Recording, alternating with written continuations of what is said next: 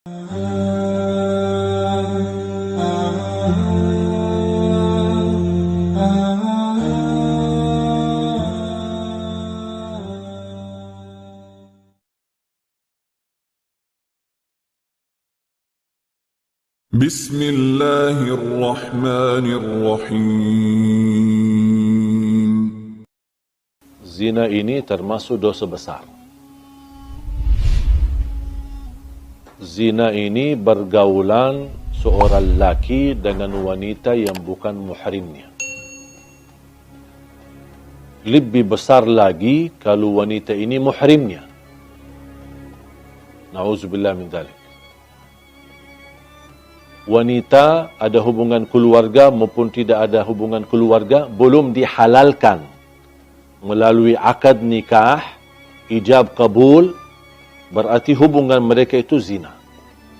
Allah Subhanahu wa taala ketika di dalam Al-Quran melarang zina ini, Allah tidak berfirman jangan berzina, tetapi Allah berfirman wala taqrabuz zina, jangan mendekati zina.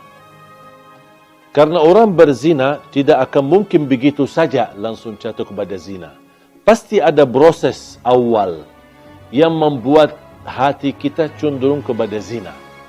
Pandangan mata, telinga mendengar, lidah berbicara.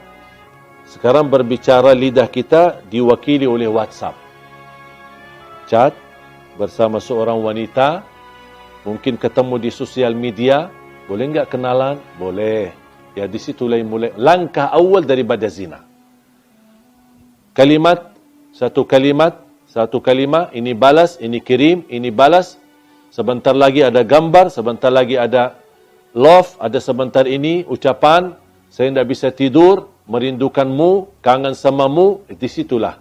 Ini langkah-langkah seperti ini. Mungkin dianggap remeh, kecil. Cuman buang waktu, cuman chat. Saya tidak ada niat apa-apa. Di situ yang dilarang oleh Allah. Jangan mendekati zina. Nadratun, fabtisamatun, famaw'idun, faliqa'un, fazina. Ini prosesnya. Nadratun, pandangan. Senyum. Ya, pas habis pandangan, apa? Senyum kan? Kalau sama-sama suka, pasti senyum. Kalau tidak suka, tak mungkin diperhatikan. Tapi ini yang bahaya di sini. Wal ainu tazni wa zinaha an-nadhar, sebagaimana bersabda Rasulullah, pandangan mata berzina. Mata berzina dan zinanya mata adalah mempandangi sesuatu yang haram. Nadratun fabtisamatun. Langkah awal melihat. Pandangannya menarik.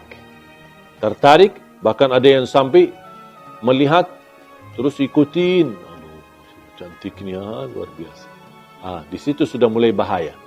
Habis nadratun, muncul langkah yang kedua. Kalau sudah suka gara-gara pandangan, pasti akan senyum. Pasti akan senyum. Fabtisamatun. Habis senyum, mulai berbicara. Ya.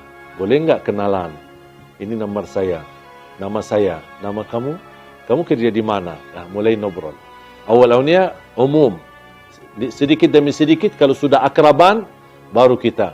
Awalnya katanya ta'aruf. Ini sekarang istilah yang beredar di kalangan akhwat atau kalangan wanita yang salihah, katanya ta'aruf. Ya sama, ta'aruf dan bacaran sama. Habis sudah setelah senyum dan berbicara panjang lebar, mulai ada janji. Boleh enggak kita makan di luar? Mulai ada janji. Ayo kita jalan-jalan ke pantai malam minggu, kita ke mall, kemana, ada janji. Habis janji, faliqa, pertemuan. Kalau sudah bertemuan, pasti akan na'udzubillah. Kalau bukan dilindungi oleh Allah, sudah lemah hawa nafsu, lemah iman, sahwatnya sudah tinggi, dan proses langkah-langkah yang begitu banyak, ujung-ujungnya habis bertemuan, pasti diajak untuk bersama-sama malam hari atau tiduran bareng. Disitulah awal-awalnya dipermudahkan, dianggap remeh, dianggap enteng, biasa aja, tapi ujung-ujungnya jatuh kepada zina. Ketika sudah terlanjur berzina, baru mereka dua-duanya sadar. Dan mereka tidak mau tanggung jawab dan saling meninggalkan Apalagi kalau terjadi kehamilan, langsung mereka melarikan diri dan tidak ada yang mau tanggung jawab. Hei wanita, jagalah kehormatanmu, karena kemuliaanmu di sisi Allah tergantung menjaga kehormatan. Wahai laki-laki, bertakwalah kepada Allah Subhanahu wa taala. Jangan mempengaruhi wanita untuk jatuh cinta, tapi Anda tidak serius terhadap cintaan itu, untuk dijaganya dan untuk dipelihara dan untuk dijadikan mendapatkan ridha Allah Subhanahu wa taala. Mudah-mudahan kita semua dilindungi oleh Allah dari perbuatan zina, dari langkah-langkah awalnya sampai ke ujungnya jatuh kepada zina. Semoga kita dijegah diri kita dari perbuatan dosa besar zina. Semua orang dapat diampuni oleh Allah dosanya. Apapun dosa kita. Dosa zina, dosa riba, dosa sihir, sering bolak-balik ke tukang dukun, semua apapun perilaku kita. Dan syarat taubat. Kalau taubat, pasti diampuni Allah Subhanahu wa taala. Tapi ada satu orang yang tidak akan diampuni oleh Allah Subhanahu wa taala. Bahkan tidak akan diselamatkan dari perilaku itu. Sangat bahaya. Siapa? Yang terang-terangan menceritakan berzinahan.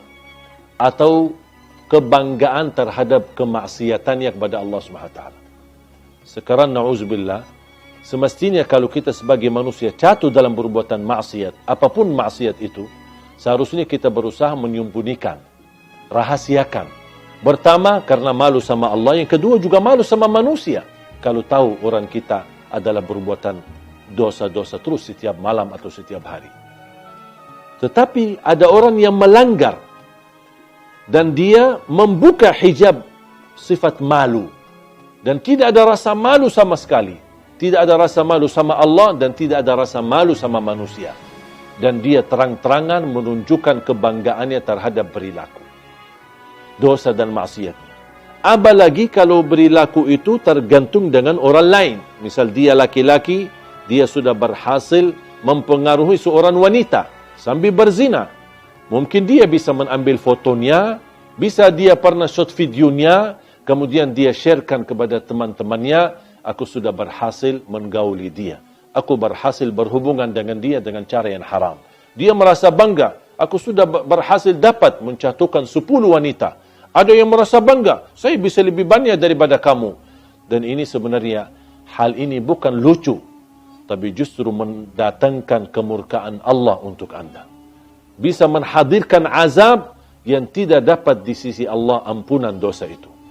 Rasulullah SAW bersabda, Kullu ibnu Adam mu'afa illa al-mujahirun. Semua orang-orang diselamatkan oleh Allah.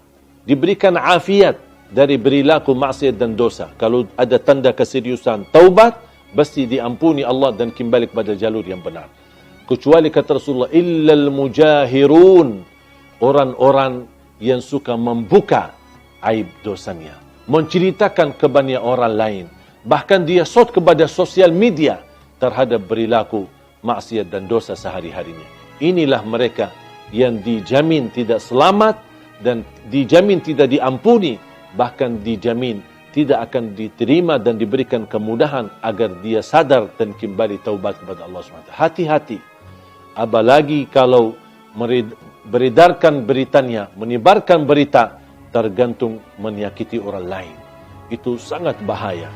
Dan sebagaimana kita berusaha membuka aib orang lain, ingat akan Allah Subhanahu wa taala buka aib diri kita walaupun kita sembunyi di dalam rumah kita sendiri.